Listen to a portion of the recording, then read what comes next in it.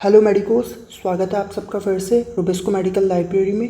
देखिए, cell injury के अंदर अभी तक अपन ने इश्यमिक हाइपॉक्सिक इंजरी पढ़ लिया है, अपन ने रिवर्सिबल इंजरी पढ़ लिया है और इरिवर्सिबल इंजरी भी पढ़ लिया है। अगर आपने वो वाले लेक्चर्स नहीं देखे तो पहले वो देखिएगा, फिर ये वाले लेक्चर कंटिन्यू करिएगा। चलिए शुरू करते हैं बिना किसी देरी के। आज के लेक्चर में अपन पढ़ने क्या क्या वाले हैं पहले मैं आपको ये बता देता हूँ। देखिए, आज के लेक्चर में एक तो अपन बात करेंगे इश्यमिक रेपरफ्यूजन इंजरी की। जब अपन ने इश्यमिक हाइपॉक्सिक इंजरी पढ़ा था वहाँ पे मैंने कहा था कि अगर अचानक से रेपरफ्यूजन करेंगे तो उसकी वजह से भी सेल को इंजरी हो सकती है। तो यहाँ पे अपन इश्यमिक रेपरफ्यूजन इंजरी आज के लेक्चर में पढ़ेंगे। इसके अलावा अपन देखेंगे कि फ्री रेडिकल्स का जनरेशन कैसे होता है, फ्री रेडिकल्स होते क्या है, और अपने लिए सबसे इंपॉर्टेंट होने वाले हैं ऑक्सीजन फ्री रेडिकल्स। तो अपन ऑक्सीजन फ्री रेडिकल्स के टाइप्स और उनका जनरेशन कैसे होता है वो अपन देखेंगे। साथ में अपन फ्री रेडिकल्स की साइटोटॉक्सिसिटी भी आज ही के लेक्चर के अंदर पढ़ेंगे। और एक आता है हाइड्रोक्सिल रेडिकल, जो कि आपके OH- का रेडिकल होता है। वो सबसे ज़्यादा टॉक्सिक रेडिकल होता है। वो मैं आपको पहले ही बता रहा हूँ कि ये मोस्ट टॉक्सिक फ्री रेडिकल है ऑक्सीजन का। तो ये सेल डेथ कैसे कॉज करता है उसका मैकेनिज्म अपन पढ़ेंगे, और ये टोटल 4 स्टेप्स के अंदर करता है। चारों स्टेप्स अपन पढ़ेंगे। साथ में एंटीऑक्सीडेंट्स के बारे में अपन थोड़ा सा ब्रीफ इंट्रोडक्शन लेंगे, और लास्ट में अपन एक जो टॉपिक है वो फिजिकल इंजरी का रेडिएशन इंजरी अपन पढ़ेंगे। देखिए, आज का जो लेक्चर है वो एग्जाम पॉइंट ऑफ व्यू से इंपॉर्टेंट है, क्योंकि ये सारी ही चीज़ें आपके प्रॉफ एग्जाम्स में पूछी जाती है। प्रॉफ एग्जाम्स में अगर नहीं भी पूछी गई तो आगे के पूरे पैथो के लिए आपका बेस बनाएगा। फ्री रेडिकल्स बहुत इंपॉर्टेंट टॉपिक है, इस पर क्वेश्चन आता है कई बार। और इसके अलावा रेडिएशन इंजरी पे कभी कभी शॉर्ट क्वेश्चन आता है। तो आप पूरा लेक्चर देखिएगा, आपको हर एक चीज़ अच्छे से समझ आ जाएगी। चलिए अब अपन बात करते हैं ischaemic reperfusion and free radical mediated cell injury की। देखिए, जब अपन ने बात करी थी इश्यमिक हाइपॉक्सिक इंजरी की, तब अपन ने उस टाइम पे भी कहा था कि क्या होता है कि ये सेल है, और अगर इस सेल के अंदर इश्यमिया की कंडीशन देखने को मिल रही है, यानी कि ब्लड सप्लाई जो है सेल के अंदर वो कम है, तो भाई सेल के अंदर क्या होगा कि न्यूट्रिएंट्स वगैरह नहीं मिलेंगे, और उसकी वजह से सेल के अंदर ATP का प्रोडक्शन नहीं होगा। अब अगर ये इश्यमिया शॉर्ट पीरियड ऑफ टाइम के लिए रहता है तो अपन ने कहा था कि रिवर्सिबल इंजरी होती है, और यही इश्यमिया अगर लॉन्ग पीरियड ऑफ टाइम के लिए हो जाता है तो रिवर्सिबल इंजरी से इरिवर्सिबल इंजरी हो जाती है।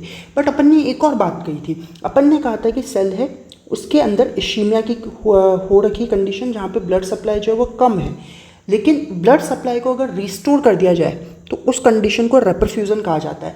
बट अगर सडनली अगर अपन ने ब्लड सप्लाई को रिस्टोर कर दिया, कि अचानक से बहुत सारा ब्लड अपन ने सेल को दे दिया, तो उसकी वजह से भी सेल को इंजरी हो सकती है, और इस तरीके की इंजरी को अपन इश्यमिक रेपरफ्यूजन इंजरी कहते हैं। एग्जाम्पल वापस से मैं यही दूंगा कि भाई आपको भूख लग रही है, जितनी भूख लग रही है उतना खाना खाओगे तो अच्छा, अचानक से बहुत ज़्यादा खा लोगे वो भी नुकसानदायक है। तो वही चीज़ है, सेल को ब्लड चाहिए लेकिन अचानक से ज़रूरत से ज़्यादा मिल जाएगा तो वो भी सेल के लिए हार्मफुल है, जो यहाँ पर अपने को देखने को मिल रहा है। अब ये जो इश्यमिक रेपरफ्यूजन इंजरी हो रही है वो क्यों हो रही है? क्योंकि जब अपन रेपरफ्यूजन करते हैं तो उस दौरान फ्री रेडिकल्स का फॉर्मेशन हो जाता है। और फ्री रेडिकल्स अपन सबको पता है कि फ्री रेडिकल्स ऐसे स्पीशीज़ होते हैं जिनके अंदर अनपेयर्ड इलेक्ट्रॉन प्रेजेंट होता है, यानी कि एक फ्री इलेक्ट्रॉन इनमें प्रेजेंट हो सकता है, 2 फ्री इलेक्ट्रॉन हो सकते हैं, 3 हो सकते हैं, कुल मिला के इलेक्ट्रॉन पेयरिंग नहीं हुई हुई रहेगी। तो अगर इलेक्ट्रॉन की पेयरिंग नहीं हुई हुई रहेगी तो ये स्पीशीज़ जो होते हैं वो हाईली रिएक्टिव होते हैं, कि बहुत ज़्यादा केमिकल रिएक्शन शो करते हैं, और highly reactive species free radicals होते हैं, जिसकी वजह से क्या हो सकता है, सेल को नुकसान हो सकता है, सेल को इंजरी हो सकती है। तो ये बेसिक समझ आया। तो अपन अब शुरू करते हैं। देखिए, ये कह रहे हैं कि भाई इश्यमिया और हाइपॉक्सिया की वजह से 3 कंडीशन पॉसिबल हो सकती है डिपेंडिंग ऑन द ड्यूरेशन, कि इश्यमिया या हाइपॉक्सिया की कंडीशन कितने ड्यूरेशन के हिसाब से रही है उसके बिहाफ पे 3 कंडीशन आ सकती है। अगर शॉर्ट ड्यूरेशन के लिए रही है तो अपन कह रहे हैं कि भाई रिवर्सिबल इंजरी होती है, पता है अपने को।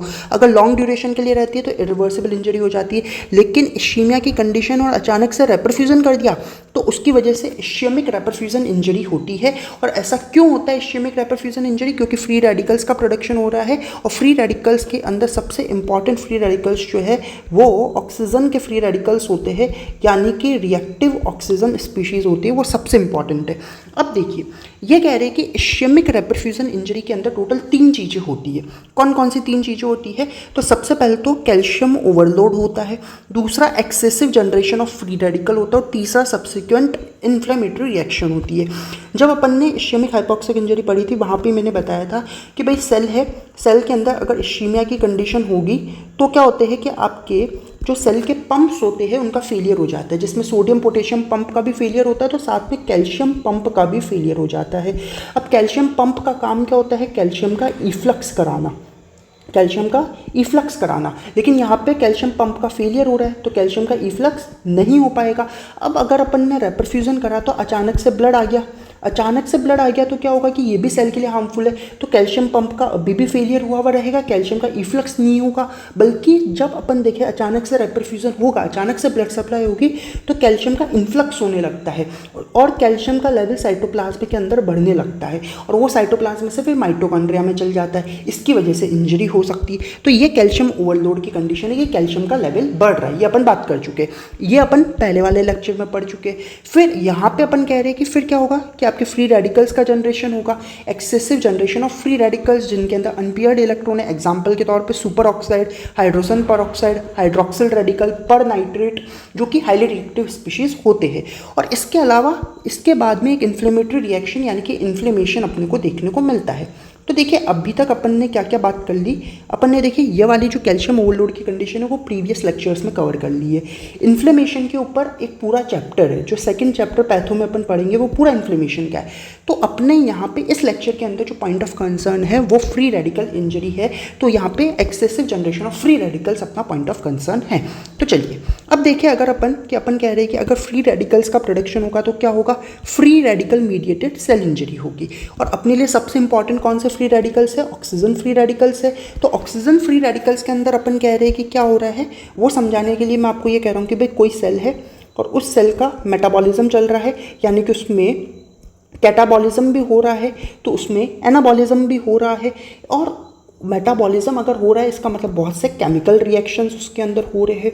अगर केमिकल रिएक्शंस बहुत सारे हो रहे तो उसमें एक रिएक्शन हो सकती है जो कि होती है रिडॉक्स रिएक्शन। अपने को पता है रिडॉक्स रिएक्शन चलती है जिसमें ऑक्सीडेशन भी होता है तो रिडक्शन भी होता है, यानी कि ऑक्सीडेशन वाली भी एक रिएक्शन सेल के अंदर चल रही है। और वो एक रिएक्शन का नाम अपन कह रहे हैं कि आपके ऑक्सीडेटिव फॉस्फोराइलेशन एक इंपॉर्टेंट रिएक्शन है जो कि ऑक्सीडेशन की।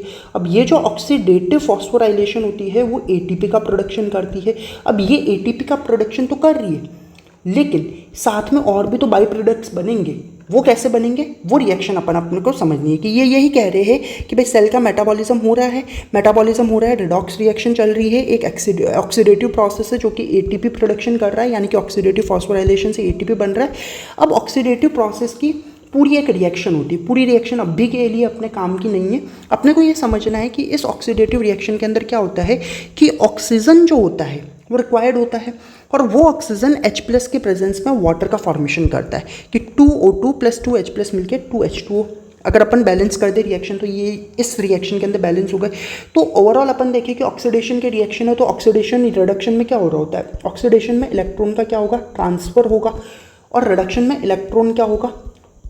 एक्सेप्टेंस होगा। तो यहाँ पे तो इलेक्ट्रॉन का ट्रांसफर हो रहा है क्योंकि ऑक्सीडेशन की रिएक्शन है। अब यहाँ पे कितने इलेक्ट्रॉन ट्रांसफर हो रहे हैं? अगर अपन रिएक्शन बैलेंस करेंगे जो कि केमिस्ट्री में अपन सीख के आ रहे हैं तो टोटल 4 इलेक्ट्रॉन का डोनेशन होता है यहाँ पे इन 4 स्टेप्स। 4 इलेक्ट्रॉन्स का यहाँ पे डोनेशन हो रहा है और ये रिएक्शन हो किस एंजाइम के प्रेजेंस में रही है? साइटोक्रोम ऑक्सीडेज के प्रेजेंस में हो रही है।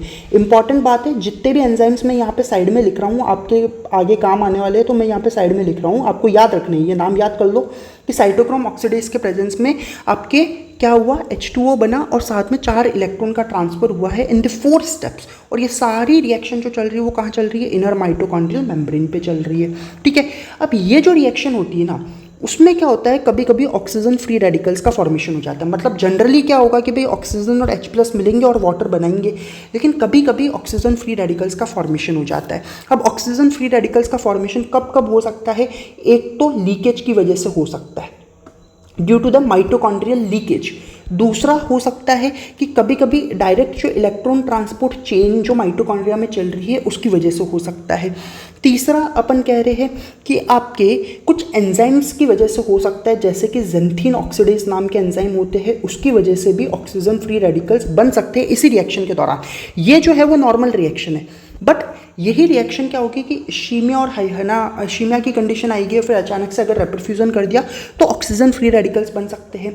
यानी कि इश्केमिक रेपरफ्यूजन इंजरी की कंडीशन में हो सकता है, लीकेज की वजह से हो सकता है, इलेक्ट्रॉन ट्रांसपोर्ट चेन की वजह से, या कुछ एंजाइम जैसे कि ज़ैंथीन ऑक्सीडेज वगैरह की कंडीशन में आ सकता है, इन्फ्लेमेशन की कंडीशन आ सकती है जिसमें फ्री रेडिकल्स का फॉर्मेशन हो सकता है। तो इन कंडीशंस में ये ऑक्सीजन फ्री रेडिकल्स बनेंगे। अब ये जो ऑक्सीजन फ्री रेडिकल्स है वो depending on the number of electron transferred कि कितने इलेक्ट्रॉन ट्रांसफर उसके बिहाफ पे 3 तरीके की रिएक्टिव ऑक्सीजन स्पीशीज़ होती है जो कि एंजाइमेटिक और नॉन एंजाइमेटिक रिएक्शन से बन सकती है। जैसे कि एंजाइमेटिक रिएक्शन के एग्जांपल की ज़ैंथीन ऑक्सीडेज के प्रेजेंस में बन गई, तो नॉन एंजाइमेटिक में भाई लीकेज की वजह से बन गई, डायरेक्ट इलेक्ट्रॉन ट्रांसपोर्ट चेन के दौरान बन गई। तो ये सारी चीज़ें। अब 3 जो आपके रिएक्टिव ऑक्सीजन स्पीशीज़ है वो कौन कौन सी है? अगर एक इलेक्ट्रॉन का ट्रांसफर हुआ है तो सुपर ऑक्साइड ऑक्सीजन यानी कि O2 नेगेटिव बन रहा है।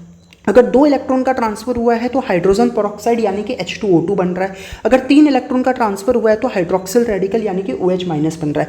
तीनों ही नाम आपको याद रखने हैं। और यहाँ पे मैं बता दूँ कि हाइड्रोक्सिल रेडिकल जो होता है वो मोस्ट रिएक्टिव ऑक्सीजन स्पीशीज़ होती है।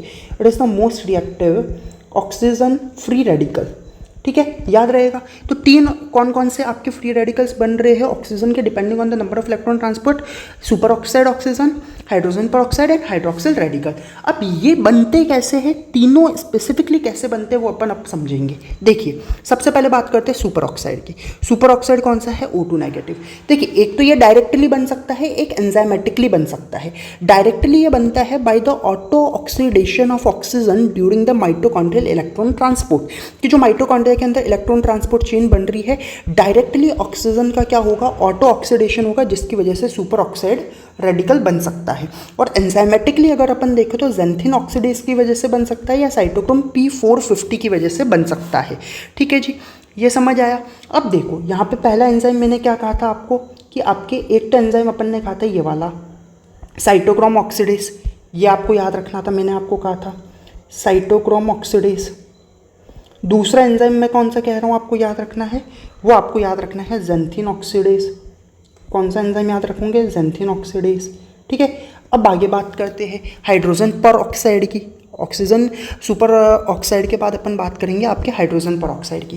देखिए, हाइड्रोजन पर ऑक्साइड की मैं बात करूँ तो कैसे बन रहा है कि जो आपके सुपर ऑक्साइड ऑक्सीजन बना है, सुपर ऑक्साइड जो ऑक्सीजन फ्री रेडिकल बना है वो सुपर ऑक्साइड डिसम्यूटेज के प्रेजेंस में, ये एंजाइम का नाम याद रखोगे तो सुपर ऑक्साइड डिसम्यूटेज के प्रेजेंस में H2O2 यानी कि हाइड्रोजन परऑक्साइड बनाता है।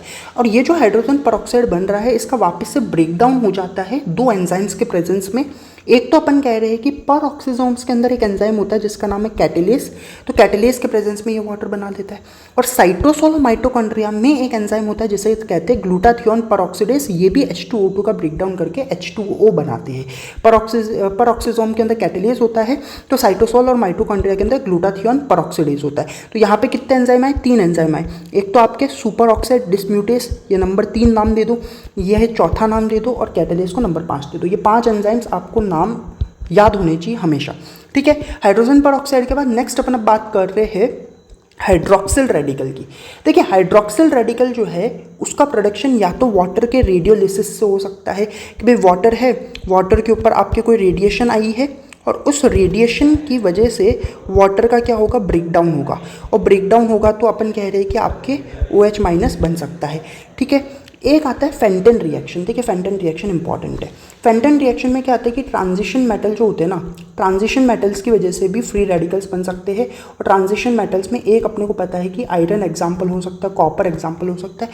तो अब आयरन कैसे कर रहा है कि देखिए, जब Fe+2 यानी कि फेरस आयन जब H2O2 से रिएक्ट करता है तो इसका ऑक्सीडेशन हो जाता है Fe+2 से। देखिए, ये Fe+3 में जा रहा है। इसका ऑक्सीडेशन हो गया, साथ में OH डॉट फ्री रेडिकल बन रहा है, यानी कि आपके ये वाला रेडिकल बन रहा है, और साथ में एनाइनिक रेडिकल भी बन रहा है, यानी कि आपके OH नेगेटिव बन रहा है साथ में, और एक अपन कह रहे हैं कि आपके OH डॉट यानी कि फ्री रेडिकल बन रहा है, और ये आपके एनाइनिक स्पीशीज़ बनी। अब यही अगर अपन देखें कि Fe+3 जो होता है वो सुपर ऑक्साइड रेडिकल के साथ, यानी कि Fe+3 की रिएक्शन अगर O2 नेगेटिव के साथ कराए तो वापस से इसका रिडक्शन होकर Fe+2 बन सकता है। लेकिन ये जो रिएक्शन है इसे अपन फेंटन रिएक्शन कहते हैं, कि आपके H2O2 का ब्रेकडाउन हो रहा है Fe+2 से, और Fe+3 बन रहा है, साथ में ऑक्सीजन फ्री रेडिकल बन रहा है, और साथ में आपके OH नेगेटिव की स्पीशीज़ बन रही है। समझ आए? ये तो ऑक्सीजन के तीनों फ्री रेडिकल्स की अपन ने बात करी। नेक्स्ट अपन बात कर रहे हैं कुछ अदर फ्री रेडिकल्स, जैसे कि नाइट्रिक ऑक्साइड आ सकता है, जैसे NO कहते हैं, परऑक्सीनाइट्रेट आ सकते हैं जिसको ONOO ऐसे कहा जाता है। इसके अलावा हैलाइड रिएजेंट आ सकते हैं, जिसमें क्लोराइड जो है अगर ऑक्सीजन के साथ रिएक्ट करेगा तो हाइपोक्लोरस एसिड बनाता है, ये साइटोटॉक्सिक फ्री रेडिकल हो सकता है। कुछ एक्सोजीनस सोर्सेज जो बॉडी के बाहर के सोर्सेज है वो हो सकते हैं, टॉबैको वगैरह, उनसे भी फ्री रेडिकल्स का प्रोडक्शन हो सकता है। ये इतने ज़्यादा इंपॉर्टेंट नहीं है, बस थोड़े बहुत नाम पता होने चाहिए कि भाई ऑक्सीजन के अलावा भी फ्री रेडिकल्स बनते हैं, लेकिन main concern free radical injury के अंदर अपने ऑक्सीजन वाले ही होते हैं। समझ आई बात? अब चलिए, अब अपन बात करेंगे नेक्स्ट टॉपिक जो है वो अपना है साइटोटॉक्सी ऑफ फ्री रेडिकल्स। देखिए, साइटो का मतलब है सेल, टॉक्सिसिटी का मतलब है सेल के लिए जो हार्मफुल है, सेल के लिए जो टॉक्सिक है। तो ऐसे सब्सटेंसेस जो कि आपके सेल के लिए टॉक्सिक है, और यहाँ पे अपन पढ़ रहे फ्री रेडिकल्स की साइटोटॉक्सिसिटी कैसे होगी वो अपने को समझना है।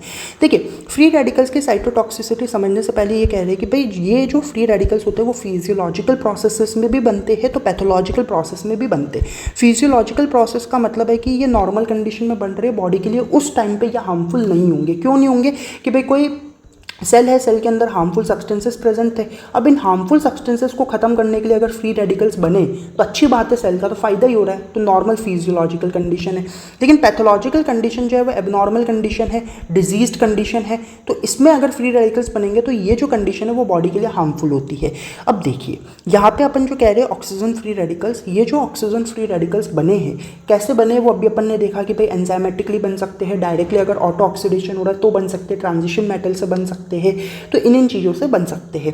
तो ये जो ऑक्सीजन फ्री रेडिकल्स बने हैं ये स्पॉन्टेनियसली मतलब अपने आप डिस्ट्रॉय भी हो जाते हैं, और ये डिस्ट्रॉय कैसे होंगे तो ये डिपेंड करता है कि rate is determined by the catalytic action of 3 enzymes, that is the super oxide dismutase, catalase and glutathione peroxidase. देखिए, अभी अपन ने जब H2O2 पढ़ा था, ये देखिए, जब मैंने 3 एंजाइम्स आपको बताए थे, ये देखिए, ये तीनों ही एंजाइम्स के ऊपर आपके रेट डिपेंड कर रही है कि ऑक्सीजन फ्री रेडिकल्स का डिस्ट्रक्शन कैसे होगा, क्योंकि H2O2 का ब्रेकडाउन हो रहा है किसके अंदर, आपके H2O के अंदर, और ये जो है वो 2 एंजाइम्स के प्रेजेंस में हो रहा है, एक तो कैटेलेज, एक ग्लूटाथियोन परऑक्सीडेज। परऑक्सीजोम्स के अंदर कैटेलेज, तो माइटोकॉन्ड्रिया वगैरह के अंदर ग्लूटाथियोन परऑक्सीडेज, और सुपर ऑक्साइड डिस्म्यूटेज से आपके H2O2 बन रहा है। तो इन एंजाइम्स के कैटालिटिक एक्शन के ऊपर डिपेंड करेगा ऑक्सीजन फ्री रेडिकल्स का डिस्ट्रक्शन, इसलिए मैं कह रहा था वो एंजाइम्स आपको याद रखने हैं, ठीक है। अब देखिए, इसके अलावा जो फ्री रेडिकल इंजरी होगी उसका इफेक्ट डिपेंड करता है कि फ्री रेडिकल्स के फॉर्मेशन और एलिमिनेशन की रेट कितनी है। मतलब देखो, अगर फॉर्मेशन की रेट एलिमिनेशन से ज़्यादा है, ठीक है, तो इंजरी होगी, बिल्कुल होगी, क्योंकि बन ज़्यादा रहे, एलिमिनेट कम हो रहे। अगर एलिमिनेशन की रेट ज़्यादा है as compare to the formation तो इंजरी नहीं होगी, क्योंकि एलिमिनेट ही ज़्यादा हो रहे। अगर बराबर हो रहे हैं कंडीशन कि भाई जितने फॉर्मेशन हो रहा है उतना ही एलिमिनेशन हो रहा है, तो इंजरी हो भी सकती है, नहीं भी हो सकती, डिपेंड करेगा।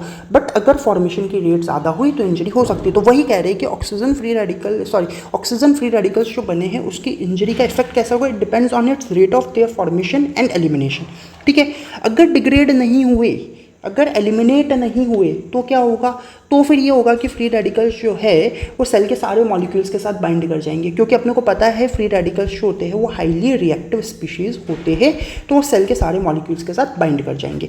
नेक्स्ट अपन कह रहे हैं कि जिसकी वजह से क्या होगा, ऑक्सीडेटिव स्ट्रेस होगा। अब देखिए, ऑक्सीडेटिव स्ट्रेस को समझने के लिए मैं बता रहा हूँ कि एक तो अपन कह रहे हैं कि आपके ऑक्सीजन के फ्री रेडिकल्स बन रहे हैं, है ना, और इन्हीं फ्री रेडिकल्स को इनएक्टिवेट करने के लिए एंटीऑक्सीडेंट्स प्रेजेंट्स होते हैं। ये आपने पढ़ा होगा बायोकेमिस्ट्री के अंदर कि एंटीऑक्सीडेंट्स के एग्जांपल में vitamin A, vitamin E, vitamin C वगैरह आ सकते हैं।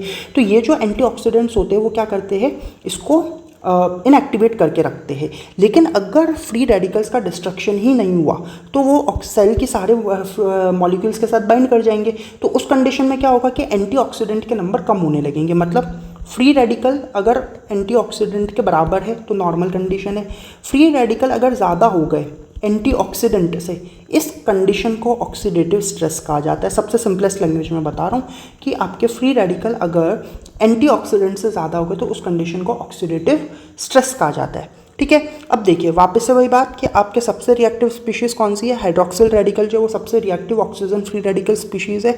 और ये मेम्ब्रेन डैमेज कैसे करता है, तो 4 प्रोसेस से करता है। मैंने पहले ही जब लेक्चर का स्टार्ट किया था तब बोला था कि टोटल 4 स्टेप से मेम्ब्रेन डैमेज होगा। कौन कौन सा, एक तो लिपिड पर ऑक्सीडेशन, एक ऑक्सीडेशन ऑफ प्रोटीन, एक डीएनए डैमेज और एक साइटोस्केलेटल डैमेज। एक एक करके समझते क्या कह रहे हैं और फिर ये डायग्राम बताऊंगा मैं आपको। देखिए सेल डेथ जो हो रही है आपके OH रेडिकल हाइड्रोक्सिल रेडिकल से, सबसे पहले तो लिपिड पर ऑक्सीडेशन हो रहा है। लिपिड पर ऑक्सीडेशन में ये कह रहे हैं कि जो ऑक्सीजन डिराइव्ड फ्री रेडिकल होता है वो फ्री रेडिकल सबसे पहले तो आपके सेल मेम्ब्रेन के अंदर जो लिपिड प्रेजेंट है जैसे कि पूफा, पॉली अनसैचुरेटेड फैटी एसिड्स, इसके ऊपर बार बार अटैक करेगा कि भाई सेल है ये फ्री रेडिकल बना, यहाँ पे पूफा के मॉलिक्यूल से बार बार अटैक कर रहा है, बार बार अटैक कर रहा है। और अगर अटैक करेगा तो ये जो पूफा है उसके भी रेडिकल्स बन जाएंगे, यानी कि पॉली अनसैचुरेटेड फैटी एसिड्स के रेडिकल्स बन जाएंगे। यानी कि आपको पता है कि फ्री रेडिकल्स जब बनते हैं और जब वो रिएक्ट करते हैं तो फ्री रेडिकल चेन स्टार्ट हो जाती है कि एक फ्री रेडिकल से दूसरा फ्री रेडिकल, ये आपने ऑर्गेनिक केमिस्ट्री में पढ़ा होगा। सेम चीज़ यहाँ पे अप्लाई करनी है कि भाई एक जो पूफा के ऊपर अटैक करे तो पूफा रेडिकल्स बनेंगे, फिर पूफा रेडिकल से वापस रेडिकल बनेंगे। तो जितने ज़्यादा रेडिकल बनेंगे फाइनली इस पर जो आपके सेल मेम्ब्रेन है इसका डिस्ट्रक्शन होगा। अब पूफा रेडिकल्स के एग्जाम्पल क्या क्या हो सकते हैं, तो एक तो लिपिड हाइड्रोपरऑक्सी रेडिकल्स हो सकते हैं, एक लिपिड हाइड्रोपरऑक्साइड हो सकते हैं। लिपिड हाइड्रोपरऑक्सी रेडिकल्स और लिपिड हाइड्रोपरऑक्साइड हो सकते हैं। अब ये जब अपन देखें कि पूफा रेडिकल्स बन रहे हैं तो जो ट्रांजिशन मेटल्स होते हैं जैसे कि आपके ट्रांजिशन मेटल्स में जैसे कि आयरन हो गया, ये सब क्या करते हैं, परऑक्साइड का डिकम्पोजिशन कर देते हैं। और इसका जब डिकम्पोजिशन कर देंगे, क्योंकि ये देखो सेल मेम्ब्रेन है, सेल मेम्ब्रेन के अंदर अब भी आपके क्या है, पूफा नहीं है, पूफा के रेडिकल्स है, पूफा के रेडिकल्स है, जैसे कि आपके हाइड्रोपरऑक्साइड हो गया या फिर आपके लिपिड हाइड्रोपरऑक्साइड। और इनका जो है ना डिस्ट्रक्शन है वो कौन कर रहा है, आपके ट्रांजिशन मेटल जैसे कि आयरन। तो ये आयरन आएगा, अब वो इनका डिस्ट्रक्शन कर देगा। अब ये डिस्ट्रक्शन हो गया। अब ये चीज़ थी कहाँ पे, सेल मेम्ब्रेन में थी, अब इनका डिस्ट्रक्शन हो गया तो सेल मेम्ब्रेन का ओवरऑल डिस्ट्रक्शन हो जाता है इस वजह से। और फिर ये जो है फ्री रेडिकल्स वो यहाँ से निकल के दूसरी साइड पे प्रोपिगेट कर जाते हैं तो इस वजह से अपन देखें तो मेम्ब्रेन डैमेज होता है, ऑर्गेनल्स का डिस्ट्रक्शन होता है, ओवरऑल सेल डैमेज यहाँ पे हो रहा है इस वजह से। समझ आई बात। चलो दूसरा अपन कह रहे हैं कि प्रोटीन का ऑक्सीडेशन, मेन लिपिड पर ऑक्सीडेशन ही समझना था अपने को, बाकी तो सिंपल सा है कि और ना प्रोटीन्स का ऑक्सीडेशन अगर होगा तो उसकी वजह से क्या होगा, साइटोसोलिक जो प्रोटीजेज है उनका डिग्रेडेशन हो जाएगा और साथ में सेल डिस्ट्रक्शन हो जाएगा अगर प्रोटीन का ऑक्सीडेशन हो रहा है तो। वहीं अगर डीएनए डैमेज होगा तो सेल्स का मेलैनिनेंट ट्रांसफॉर्मेशन होगा कि जो नॉर्मल सेल्स है वो आपके ऑन्कोटिक सेल्स के अंदर कन्वर्ट हो सकती है, यानी कि कैंसरस सेल्स के अंदर कन्वर्ट हो सकती है अगर डीएनए डैमेज हुआ, क्योंकि म्यूटेशंस वगैरह हो जाते हैं अपने को पता है। बाकी साइटोस्केलेटल डैमेज अगर होगा तो वही एटीपी डिप्लेशन वगैरह होगा, एटीपी कम होने लगेगा, ये सारी कंडीशन है।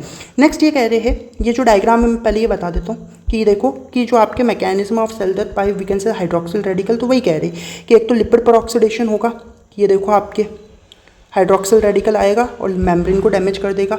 यहाँ पे आप देखेंगे तो साइटोस्केलेटल डैमेज हो रहा है, डीएनए डैमेज अगर होगा तो ऑन्कोसिटिक आपके कन्वर्जन हो जाएगा सेल का, और यहाँ पे आपके प्रोटीन ऑक्सीडेशन हो रहा है।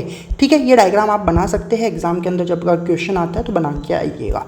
ठीक है, नेक्स्ट अपन बात करेंगे कि किन किन कंडीशंस में फ्री रेडिकल इंजरी देखने को मिल सकती है। तो एक तो अपन ने अभी बोला इश्यमिक रेपरफ्यूजन इंजरी के अंदर देखने को मिल सकती है, केमिकल टॉक्सिसिटी में देखने को मिल सकती है, केमिकल कार्सिनोजेनेसिस कैंसरस कंडीशन होती है कि कैंसर केमिकल्स की वजह से अगर कैंसर हो रहा है तो उसे केमिकल कार्सिनोजेनेसिस कहते हैं, नियोप्लेजिया के चैप्टर में पढ़ेंगे। सेल्यूलर एजिंग की वजह, सेल्यूलर एजिंग के अंदर देखने को मिल सकता है, एथेरोस्क्लेरोसिस जो कि एक इन्फ्लेमेटरी डिसऑर्डर होता है ब्लड वेसल्स का, उसके अंदर देखने को मिल सकता है। मेनली अभी अपने को ये याद रखना है इश्यमिक रेपरफ्यूजन इंजरी। ठीक है, नेक्स्ट एंटीऑक्सीडेंट्स की बात करें, देखिए एंटीऑक्सीडेंट्स अपन ने पहले ही कहा कि फ्री रेडिकल्स को क्या करेंगे, इनएक्टिवेट करेंगे। और इसके एग्जांपल में विटामिन ई, ए, सी आ सकते हैं, सिस्टीन और ग्लूटाथियोन जो कि अमाइनो एसिड्स होते हैं वो आ सकते हैं, और सीरम प्रोटीन्स लाइक ट्रांसफेरिन वगैरह आ सकते हैं, ठीक है। लेकिन अगर एंटीऑक्सीडेंट्स के नंबर आपके कम हो गए as compare to the free radical तो उस केस में फिर इंजरी हो जाती है। नेक्स्ट जो टॉपिक अपन पढ़ने वाले हैं वो है फिजिकल इंजरी। देखिए फिजिकल इंजरी जब अपन बात करी थी अपन ने ईटियोलॉजी ऑफ सेल इंजरी की, तो उसमें बहुत सारी अपन ने ईटियोलॉजिकल फैक्टर्स की बात करी थी, उसमें फिजिकल इंजरी की भी अपन ने बात करी थी। उसके पैथोजेनेसिस की अपन बात करेंगे। फिजिकल इंजरी में सबसे इंपॉर्टेंट अपने लिए है रेडिएशन इंजरी, कि कोई भी आयनाइजिंग रेडिएशन अगर वाटर के ऊपर जा रहा है तो वाटर का रेडियोलिसिस हो सकता है। अभी अपन ने रेडियोलिसिस ऑफ वाटर बोला था, और रेडियोलिसिस अगर होगा तो हाइड्रोक्सिल फ्री रेडिकल बन सकता है जो कि most reactive free radical species होता है, अभी अपन ने बात करी। तो उसकी वजह से क्या हो सकता है कि ये जो हाइड्रोक्सिल रेडिकल है वो दो तरीके के सेल्स के ऊपर एक्ट कर सकता है, कि एक तो डिवाइडिंग सेल्स यानी कि आपके प्रोलिफरेटिंग सेल्स जिनके नंबर बढ़ सकते हैं, सेल डिवीजन हो सकता है, एक नॉन प्रोलिफरेटिंग सेल्स यानी कि नॉन डिवाइडिंग सेल्स जिनके नंबर नहीं बढ़ सकते हैं। अब प्रोलिफरेटिंग सेल्स के एग्जाम्पल अपन देखें तो एपिथेलियल सेल्स हो सकते हैं, तो नॉन प्रोलिफरेटिंग सेल्स के एग्जाम्पल न्यूरॉन्स वगैरह हो सकते हैं। तो प्रोलिफरेटिंग सेल्स के ऊपर जब हाइड्रोक्सिल रेडिकल एक्ट करेगा तो क्या कर सकता है, एक तो देखिए डीएनए डैमेज करेगा। अब डीएनए डैमेज में भी दो पॉसिबिलिटी आती है कि या तो जेनेटिक डैमेज कर दे। जेनेटिक डैमेज कैसे होगा, यानी कि म्यूटेशंस कर दे। म्यूटेशन क्या होते हैं, सडन हेरिटेबल चेंजेस होते हैं। या फिर वो डीएनए डैमेज करे और डीएनए का रेप्लिकेशन ही इनहिबिट कर दे, डीएनए अब अपन देखें तो रेप्लिकेट ही ना कर पाए। इस चीज़ को अपन अपोप्टोसिस कहते हैं। अपन इसी चैप्टर के अंदर पढ़ेंगे अपोप्टोसिस के बारे में, जो कि प्रोग्राम सेल डेथ होती है, तो वो अपन समझेंगे भी आने वाले लेक्चर्स में समझेंगे।